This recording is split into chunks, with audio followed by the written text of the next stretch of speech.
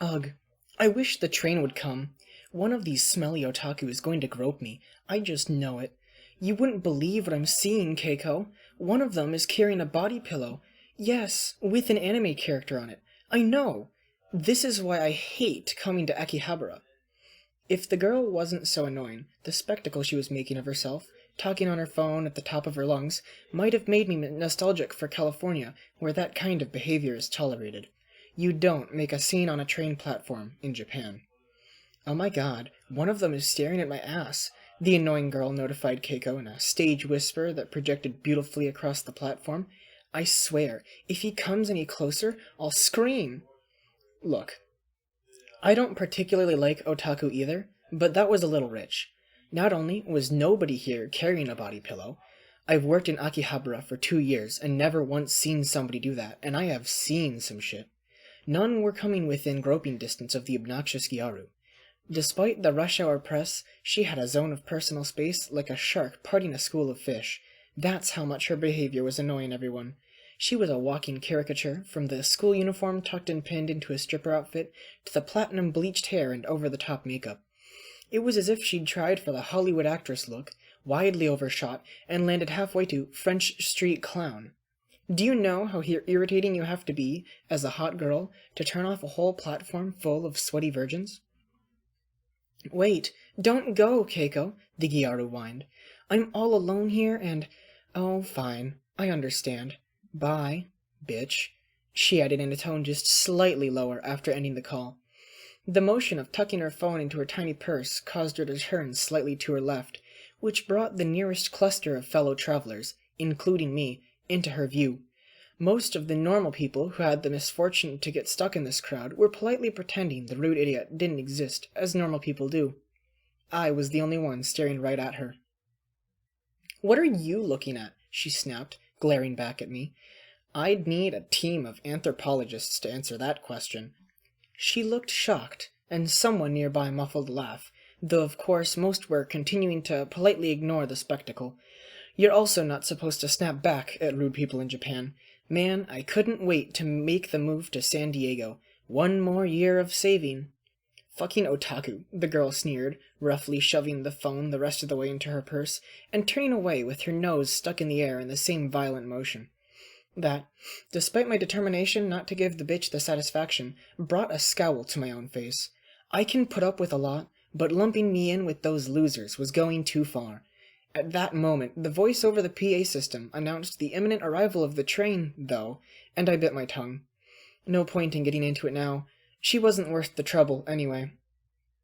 Immediately to my right, a guy stepped forward and bent over, catching my notice. He was clearly one of the special edition hunters, carrying a shopping bag with a square bulge the exact size of the stupid game I'd been handing out all day, and wearing a t-shirt bedecked with one of the characters from it. Chubby fellow, not quite to the point of being obese, unkempt hair in need of a trim, and, to judge by its greasy sheen, awash. How the hell does a Japanese person manage to go out in public with dirty hair? We bathe more often than people in some countries eat.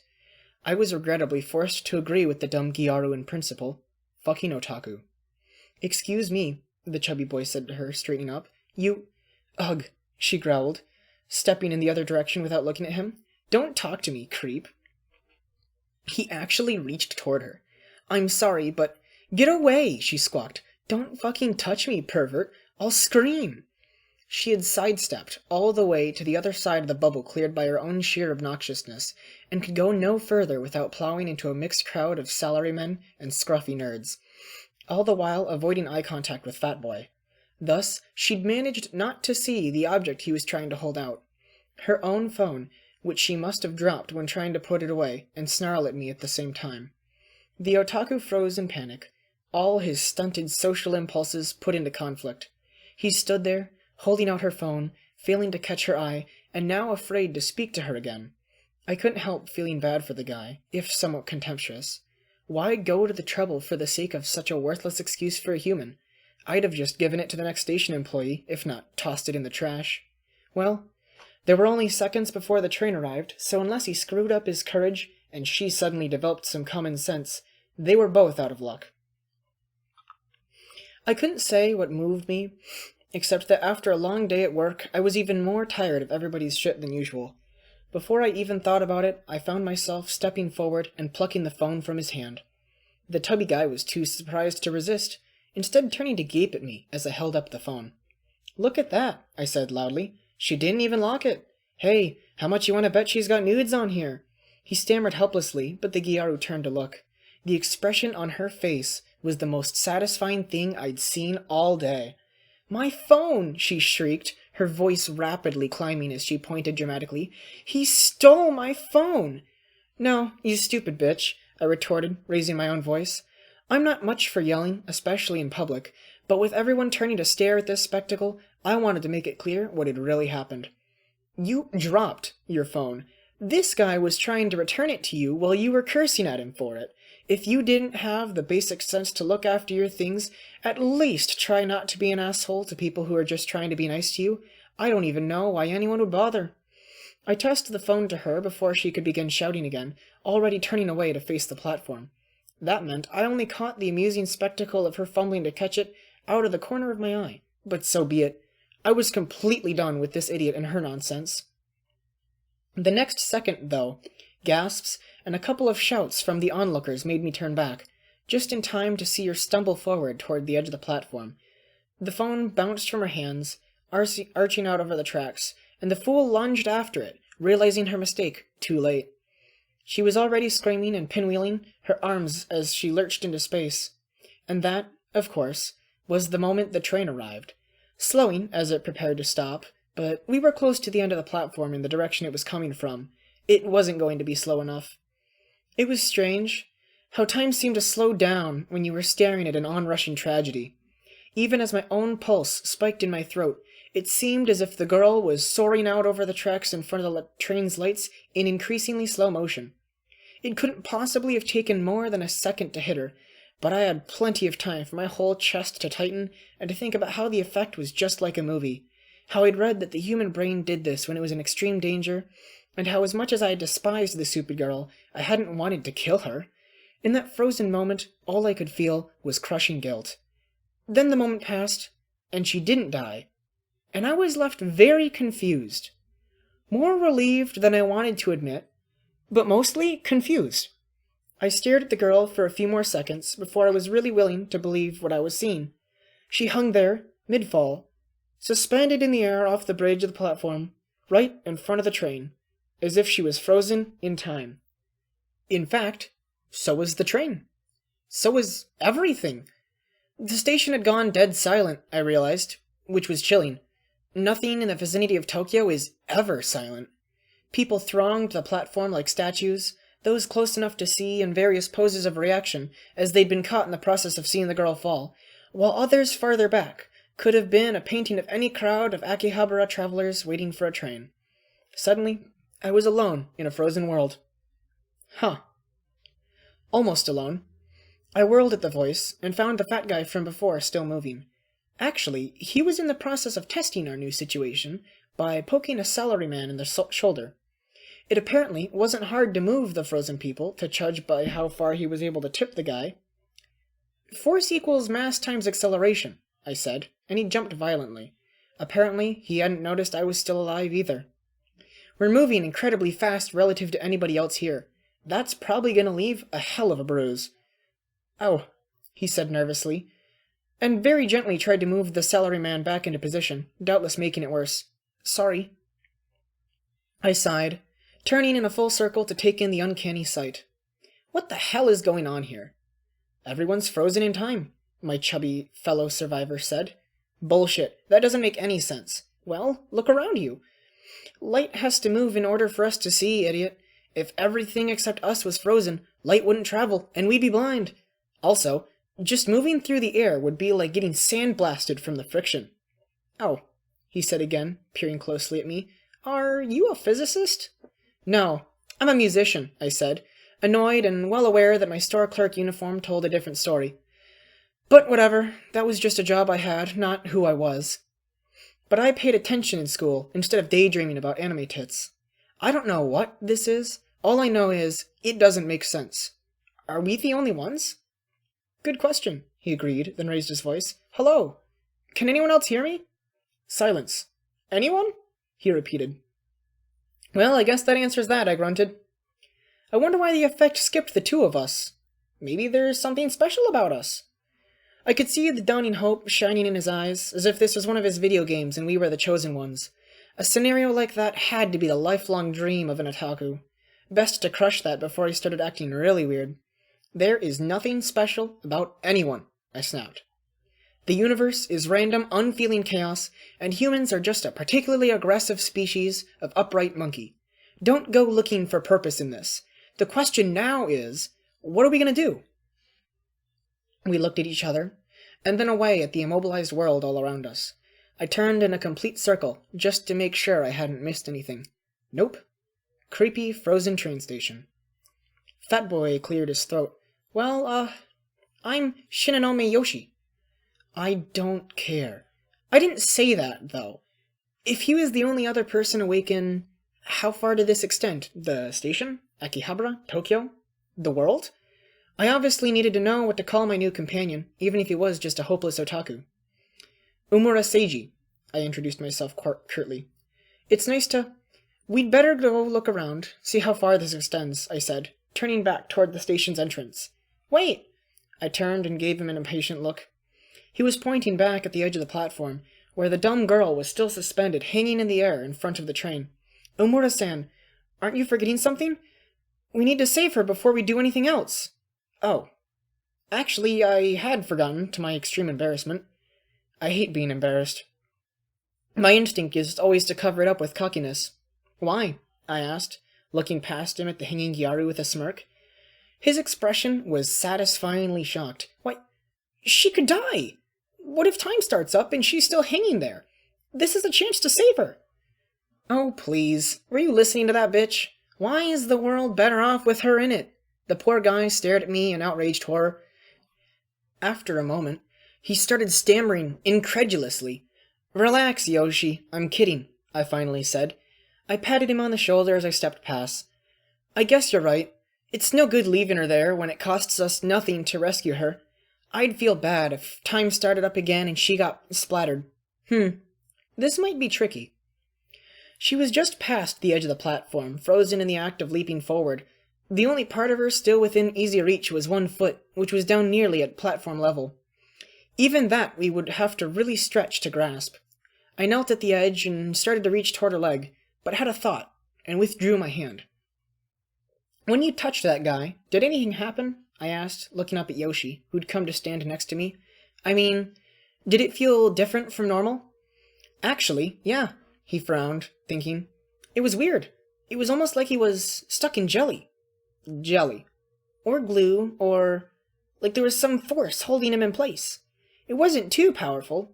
I could push him through it, but he definitely had more inertia than normal.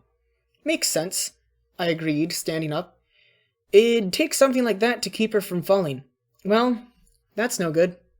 If she's going to be hard to move, we just don't have much leverage with the only part of her we can reach. We'd need to touch her near the top. He sighed, studying the girl.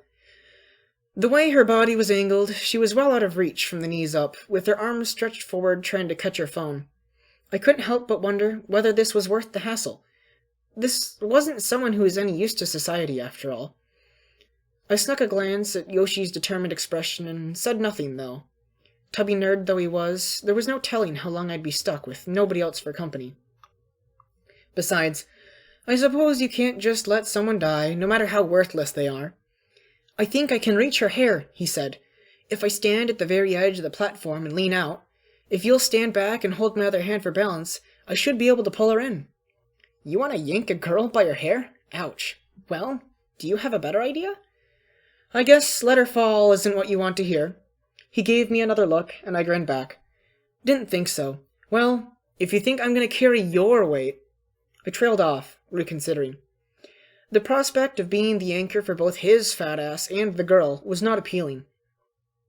I'd started to suggest I should be the one to reach for the girl, since he was obviously better suited to being a living counterweight.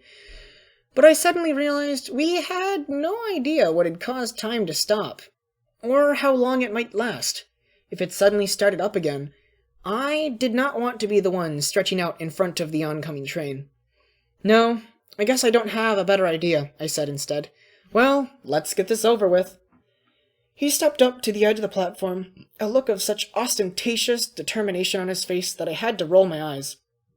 Bracing himself right on the brink, he held out one hand toward me. Ready? I grimaced, but set my own stance and reached out to take his hand, then grimaced again, harder. His palms were damp. I had to get a two-handed grip on his wrist to be reasonably certain he wasn't going to slip right out of my grasp. Then he began to lean forward over the tracks, reaching out toward the stupid girl we were for some reason going to all this trouble for, and immediately almost dragged us both over the edge. Gritting my teeth, I leaned backward as far as I could manage, while still holding onto his arm, and even so the weight pulled me forward. My shoes slipped on the platform surface, yielding 1 centimeter at a time as he strained to reach. Yoshi's fingers brushed an outstretched lock of her frozen, bleach-blonde hair, and my own foot came to rest against his. That was it, nowhere else to slide. If this didn't work in the next few seconds, we were both going over the edge. Lucky for me, you're so trim and petite, I grated against the strain. Otherwise, this would be really hard. Got her, he gasped, finally getting a fistful of hair. Yoshi heaved his entire weight backward, with the most immediate result that I went sprawling onto the concrete, losing my grip on his hand. I was forced to execute a desperate crab scuttle backward before having the chance to get my feet under me, as he immediately began to topple, the girl's weight adding to his momentum and overcoming his balance. Yoshi staggered, and for a second I felt the very real fear that I was about to be crushed under a pile of dumbasses. He caught his balance, though, to my relief. I scrambled back upright, while Yoshi carefully steadied the frozen girl. That proved difficult, as she was stuck in a leaping pose, which wasn't well suited to standing up. As I brushed off my clothes, he finally settled for lowering her to lie awkwardly on the platform. The position looked uncomfortable, even if it beat the alternative of falling on her face once time started up again. Yoshi apparently agreed, as he continued to fuss over her for a minute, his hands hovering as if he wanted to try moving her limbs into a better pose, but was afraid to. Well, cop a feel if you're going to, I said. Otherwise, we should probably get moving. I would never do something like that, he exclaimed, glaring up at me in a picture of reproach. Of course you wouldn't, I replied. Yeah, I know my otaku. He'd never do something like that, while anyone was watching. Now come on. Unless we figure out what's going on. Suddenly, the light in the station changed. Nobody else started moving again. In fact, the other people around us began to seem as if they were fading from view, as gloomy shadows rose in the corners, while a bright light shone down upon the two of us as if from some massive spotlight hidden behind the ceiling. Oh, what the hell now? I demanded. Yoshi and I turned in a circle, back to back, to seek the source of whatever fresh nonsense was unfolding. For a few moments there was nothing, and we made a complete revolution before coming to a stop, shifting position to look questioningly at each other. By the look on his face, he had no better ideas than I did. No surprise there. Both of us jumped when the powerful tone of a bell resonated through the silent station, lingering musically on the air for long seconds afterward. It rang a second time, and this time we managed not to make fools of ourselves, though this time it was accompanied by the appearance of 2 more spotlights, shining onto points on the concrete floor a few meters in front of us. The bell rang a third time, and something burst down from above through the spotlights with the force of an explosion. Not a physical one, but bringing an intensity of light that forced Yoshi and I to cover our eyes and look away. It lasted only for a second, though. Hesitantly, afraid of what I was going to see, I lowered my hand from my face and looked up again. 2 goddesses had arrived in Akihabara Station. As ridiculous as the idea was, I could think of no other way to describe them. One was a very pale blonde with white highlights. The other had a hair of purple streaked with blue. The first wore an ornate gown of white and crimson with golden trim, while the second wore a much skimpier, if just as elaborate, garment that matched her hair while showing off a lot of pale skin. They both had distinctly European features, but even so, my first thought was that they looked like anime cosplayers. That's not an uncommon sight around Akihabara, even foreigners do it. Except these 2 were floating more than a meter off the ground, and glowing. In fact, both the mysterious, sourceless spotlights and the station's own lighting seemed to have shut off, leaving them the only source of illumination. Goddesses? Yoshi stammered. See? It wasn't just me. The blonde one floated forward, and while I couldn't actually hear a choir of angels singing, it really seemed there ought to be. Leaning forward in midair, she extended one hand down toward Yoshi. On her face was the purest expression of kindness and gentleness I've ever seen. It immediately made me think she had to be up to no good. Nobody who's actually benevolent makes a spectacle of it. "Shinanomi Yoshi," the golden goddess said in a breathy soprano, "you are pure of heart, brave in the face of struggle, and most importantly, willing to help others, even when it avails you nothing. Long have I searched for one such as you." "Are you kidding me?" I heard myself ask out loud. "What I ask of you is no small thing," she continued with solemn tenderness, ignoring me. "You will face untold hardship, and the fates of many will hang upon your courage. If you—" "Yes," he blurted, gazing up at her in outright worship. His rapture expression made me want to throw up. How many hours must this kid have wasted daydreaming about this exact situation, while knowing that in a rational world no such thing could ever possibly happen? "Be warned, and do not take this lightly," the goddess told him ever so gently. "Another world cries out for your help, a realm of unending struggle which will test you to your limits. I'll do it. But if you endure through that very hardship, you will learn to unlock the potential you have long sensed within yourself. What say you, Shinanomi Yoshi? Will you take up the mantle of a hero?" "Yes!" he cried desperately. "Please, give me this chance. I won't disappoint you." "Seriously?" I asked, looking back and forth between them. Neither acknowledged me. "Then take my hand, young hero," she said in her soft, gentle tone, extending her hand further. Slowly and reverently, Yoshi reached out to grab her delicate fingers in his big, sweaty mitt. She lifted him right off the ground as if his flabby bulk weighed nothing, and the pair of them levitated slowly upward in their own column of light, toward the ceiling of the station. "She is obviously conning you!" I exclaimed. "Please tell me you can't possibly be this naive!" But then, with a final blinding flash, they were gone. "Idiot," I said, staring up at the spot from which they'd disappeared. "Well, he's dead." That was when the other goddess shifted around right in front of me, and I winced, mentally cursing myself for forgetting she was there. While the blonde goddess had floated elegantly, this one swam through the air like a fish, deliberately showing off the long lines of her body, and letting the train of her dress drift along behind her as if it too were suspended in water. She was smiling down at me, and unlike the other goddess, her smile was in no way gentle or kind. "Omura Seiji," she said with an avid grin, "you really are a contemptible piece of shit."